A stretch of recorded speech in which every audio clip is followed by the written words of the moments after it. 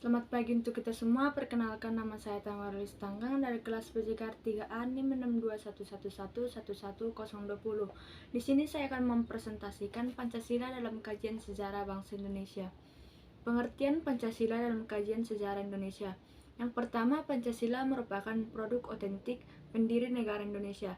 Yang kedua, nilai-nilai Pancasila bersumber dan digali dari nilai agama, kebudayaan, dan adat istiadat. Yang ketiga, Pancasila merupakan pandangan hidup bangsa dan filsafat kenegaraan. Pentingnya Pancasila dalam sejarah bangsa Indonesia. Yang pertama, betapapun lemahnya pemerintahan suatu rezim, tetapi Pancasila tetap bertahan dalam kehidupan berbangsa dan bernegara.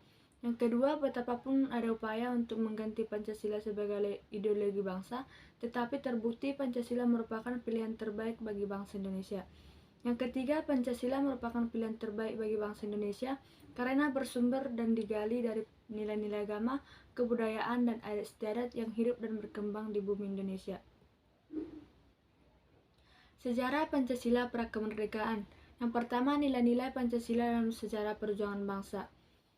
Pada masa Kerajaan Sriwijaya, nilai sila pertama terwujud dengan adanya umat agama Buddha hidup berdampingan secara damai. Nilai sila kedua terjalinnya hubungan antara Sriwijaya dan India, dinasti Harsa. Nilai sila ketiga sebagai negara maritim, Sriwijaya telah menetapkan konsep negara kepulauan sesuai dengan konsepsi wawasan Nusantara. Nilai sila keempat, Sriwijaya telah memiliki kedaulatan yang sangat luas, meliputi Indonesia sekarang, Siam, dan semenanjung Melayu. Nilai sila kelima, Sriwijaya menjadi pusat pelayanan dan perdagangan, sehingga kehidupan rakyatnya sangat makmur. Pada masa Kerajaan Majapahit, sila pertama, sila ketuhanan yang Maha Esa, terwujud pada kehidupan Hindu-Buddha yang damai. Sila kedua, sila kemanusiaan terwujud, yaitu hubungan Raja Hayam Wuruk dengan kerajaan Tiongkok, Champa, dan Kamboja. Sila ketiga terwujud dengan ketuhanan Majapahit khususnya Sumpah Palapa yang diucapkan oleh Gajah Mada. Sila keempat terlihat sebagai nilai-nilai musyawarah dan mufakat juga dilakukan oleh sistem pemerintahan kerajaan Majapahit.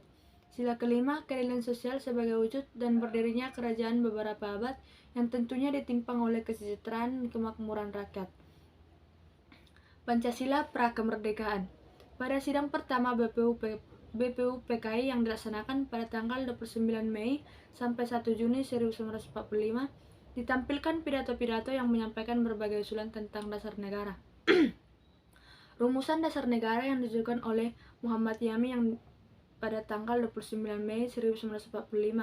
Yang pertama, pri kebangsaan, yang kedua, pri kemanusiaan, yang ketiga, pri ketuhanan, yang keempat, pri kerakyatan, yang kelima, pri kesejahteraan.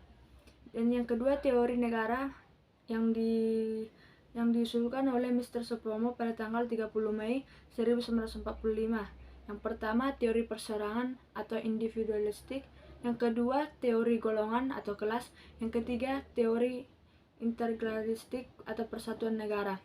Yang ketiga, 5 dasar negara yang disuruhkan oleh Insinyur Soekarno. Yang pertama, nasionalisme atau kebangsaan Indonesia, yang kedua, internasionalisme, perkemanusiaan, mufakat, dan demokrasi, yang ketiga, kesejahteraan sosial, yang keempat, ketuhanan yang berkebudayaan. Sejarah Pancasila pasca kemerdekaan. Pada tahun 1950-an muncul inisiatif dari sejumlah tokoh yang hendak melakukan interpretasi ulang terhadap Pancasila. Yang pertama, beberapa tokoh bersuara menempatkan Pancasila lebih dari sekedar kompromi politik atau kontrak sosial. Yang kedua, mereka yang menempatkan Pancasila sebagai sebuah kompromi politik. Yang pertama, Pancasila era Orde Lama.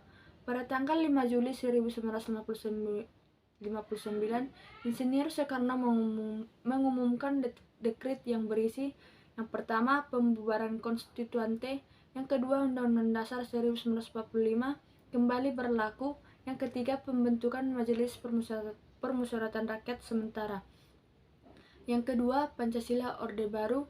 Tahun 1968, Presiden mengeluarkan yang pertama, sila ketuhanan yang Maha Esa, yang kedua, sila kemanusiaan yang adil dan beradab, yang ketiga, sila persatuan Indonesia, yang keempat, sila kerakyatan yang dipimpin oleh hikmat kebijaksanaan dalam permusyawaratan perwakilan, Yang kelima, sila bagi seluruh rakyat Indonesia.